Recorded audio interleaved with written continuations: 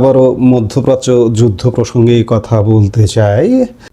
খমেনির নিহতের পর ইরান কিভাবে জবাব দিচ্ছে বা ইরানের অস্ত্র ভান্ডারী কতটা শক্তিশালী, এই প্রশ্নগুলোকে আমাদের নিজেদের মনে উদয় হয় না? নিশ্চয়ই হয়। আমরা সেই প্রশ্নের উত্তরগুলাই খুঁজবার চেষ্টা করব এই মুহূর্তে।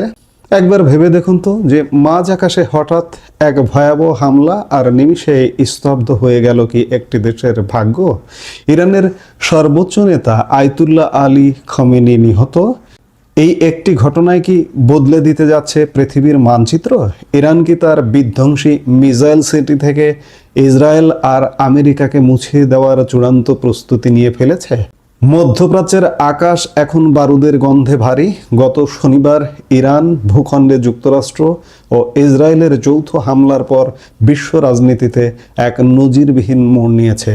এই হামলায় ইরানের সর্বোচ্চ নেতা আয়াতুল্লাহ আলী খামেনি এবং বেশ কয়েকজন ঊর্ধ্বতন সামরিক কর্মকর্তার মৃত্যু কেবল একটি রাষ্ট্রীয় শোক নয়, বরং এটি একটি নতুন মহাযুদ্ধের দামামা কিনা, সেই প্রশ্নই এখন সর্বত্র। খমেনি নিহতের পর ইরান কিভাবে পাল্টা জবাব দিচ্ছে? তাদের অস্ত্রভান্ডার আসলে কতটা শক্তিশালী? আর কেনই বা বিশ্ব এক চরম অনিশ্চয়তার মুখে দাঁড়িয়ে? ঘটনার সূত্রপাত গত শনিবার যুক্তরাষ্ট্র ও ইসরায়েলের সেই বিধ্বংসী যৌথ হামলায়। খামেনির প্রয়াণের পরপরই তেহরান তার অবস্থান পরিষ্কার করেছে। তারা একে কেবল একটি হামলা হিসেবে দেখছে না, বরং দেখছে তাদের অস্তিত্ব রক্ষার লড়াই হিসেবে।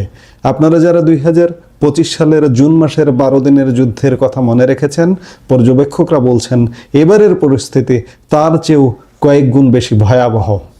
ইরানের বর্তমান প্রেসিডেন্ট মাসুদ পেজেকশিয়ান সাফ জানিয়ে দিয়েছেন, এই হত্যার প্রতিশোধ নেওয়া কেবল রাজনৈতিক সিদ্ধান্ত নয়, এটি দেশের একটি অপরিহার্য দায়িত্ব এবং বৈধ অধিকার।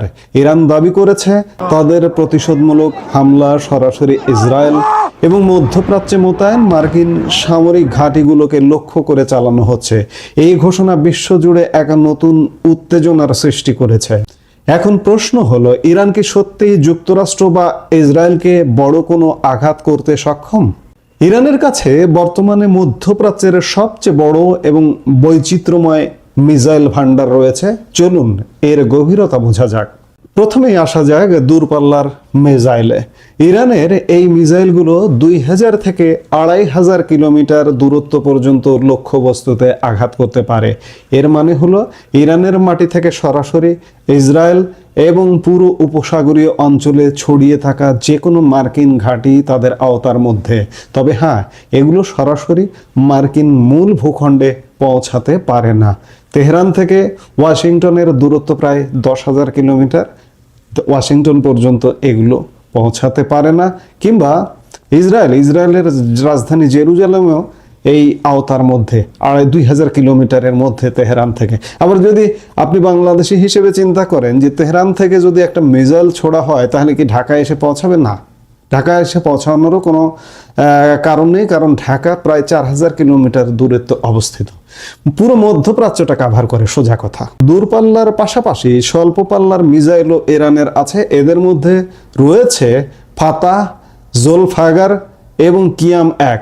এই মিসাইলগুলোর বিশেষত্ব হলো এগুলো অত্যন্ত দ্রুত উৎক্ষেপণ করা যায় এবং খুব অল্প সময়ে লক্ষ্য বস্তু ধ্বংস করতে পারে। এছাড়া আছে তাদের মধ্যপাল্লার মিসাইল। এই তালিকায় আছে শাহাব-3, এমাদ, সাজ্জিল এবং খাইবার শেকান।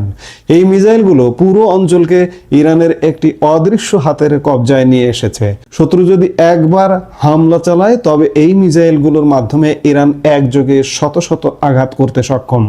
কেবল ব্যালিস্টিক মিসাইলই নয়, ইরানের গোপন শক্তি লুকিয়ে আছে তাদের ক্রুজ মিসাইল এবং ড্রোন প্রযুক্তিতে।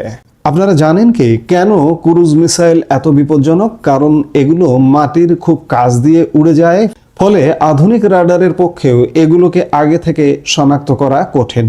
ইরানের সুমার মডেলের ক্রুজ মিসাইল প্রায় 2500 কিলোমিটার পর্যন্ত পাড়ি দিতে পারে। ইরানের আছে শক্তিশালী ড্রোন ব্যবস্থা। ইরান বর্তমানে ড্রোন প্রযুক্তিতে বিশ্বের অন্যতম মোড়ল। তারা ব্যবহার করে স্যাচুরেশন ট্যাকটিক বা ঝাঁক বেঁধে হামলা। শত শত সস্তা কিন্তু কার্যকর ড্রোন যখন একসাথে আকাশ ছেয়ে ফেলে, তখন প্রতিপক্ষের ব্যয়বহুল আকাশ প্রতিরক্ষা ব্যবস্থা ব্যস্ত হয়ে পড়ে বা অকেজো হয়ে যায়। এই সুযোগেই মূল মিসাইলগুলো লক্ষ্যবস্তুতে আঘাত হানে। অনেকে মনে করেন আকাশপথে হামলা চালিয়ে ইরানের সামরিক সক্ষমতা ধুলোয় মিশিয়ে দেওয়া সম্ভব, কিন্তু বাস্তবতা ভিন্ন। ইরান গত কয়েক বছরে মাটির শত শত ফুট গভীরে অসংখ্য টানেল এবং সুরক্ষিত ঘাঁটি তৈরি করেছে, যেগুলোকে বলা হয় মিসাইল সিটি।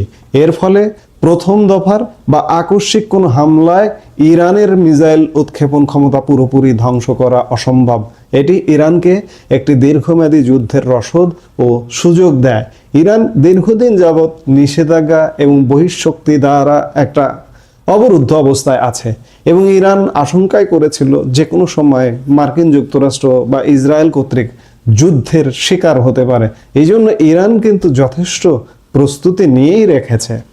সামরিক শক্তির পাশাপাশি ইরান তার ভৌগোলিক অবস্থানকেও অস্ত্র হিসেবে ব্যবহার করছে। হরমুজ প্রণালী বিশ্বের অন্যতম গুরুত্বপূর্ণ তেলের রুট, যে রুট দিয়ে বিশ্বের 20% তেল পরিবহন হয়। ইরান যদি তাদের নৌমাইন, অ্যান্টিশিপ মিসাইল এবং ড্রোন দিয়ে এই রুটে বিশৃঙ্খলা তৈরি করে, তবে বিশ্ব অর্থনীতি মুখ থুবড়ে পড়বে। ইতিমধ্যে ড্যানিশ শিপিং জায়ান্ট মাস্ক এই পথে জাহাজ চলাচল স্থগিত করেছে। এটি কেবল শুরু কিনা তা নিয়ে অর্থনীতিবিদরা শঙ্কিত। এরই মধ্যে জানা গেছে ইরান একা নয়, হিজবুল্লাহ, হুথি এবং হামাসের মতো মিত্র গোষ্ঠীগুলো ইতিমধ্যেই তেহরানের সঙ্গে একত্রতা প্রকাশ করেছে। খামেনি হত্যার বদলা নিতে তারা একযোগে লড়াইয়ের ঘোষণা দিয়েছে। রাশিয়ার মতো পরাশক্তি দেশগুলো যুক্তরাষ্ট্র ও ইসরায়েলকে এই পরিস্থিতির জন্য দায়ী করছে। ইরানের বক্তব্যে এখন এটি পরিষ্কার, তারা এই সংঘাতকে কোনো সীমিত সামরিক অভিযান হিসেবে দেখছে না, বরং তারা একটি পূর্ণাঙ্গ বা সর্বাত্মক যুদ্ধের প্রস্তুতি নিয়েই মাঠে নেমেছে। প্রিয় দর্শক, ইতিহাস বারবার শিক্ষা দেয়, মধ্যপ্রাচ্যের অস্থিরতাকে কখনোই কেবল সেই অঞ্চলের মধ্যে সীমাবদ্ধ থাকেনি। খমেনি নিহত হবার পর ইরানের এই সামরিক প্রস্তুতি এবং ইসরায়েলের ওপর তাদের ক্রমবর্ধমান হামলা বিশ্বকে এক তৃতীয় মহাযুদ্ধের দ্বার প্রান্তে নিয়ে যাচ্ছে কিনা তা সময়ই বলে দেবে। তবে একটি বিষয় নিশ্চিত, ইরানের এই অস্ত্র ভাণ্ডার এবং তাদের মিসাইল সিটির সুরক্ষা এই যুদ্ধকে অনেক দীর্ঘ ও রক্তক্ষয়ী করতে পারে। ইরান কি সত্যিই পারবে খমেনি হত্যার চূড়ান্ত প্রতিশোধ নিতে, নাকি এই সংঘাতে মধ্যপ্রাচ্যের মানচিত্র বদলে যাবে? আর এগুলো দেখতে হলে আমাদের অবশ্যই অপেক্ষা করতে হবে সামনের দিনগুলোতে কি ঘটছে। আমরা নিশ্চয়ই দেখব। এই মুহূর্তে এ পর্যন্তই। সবাই ভালো থাকুন, সুস্থ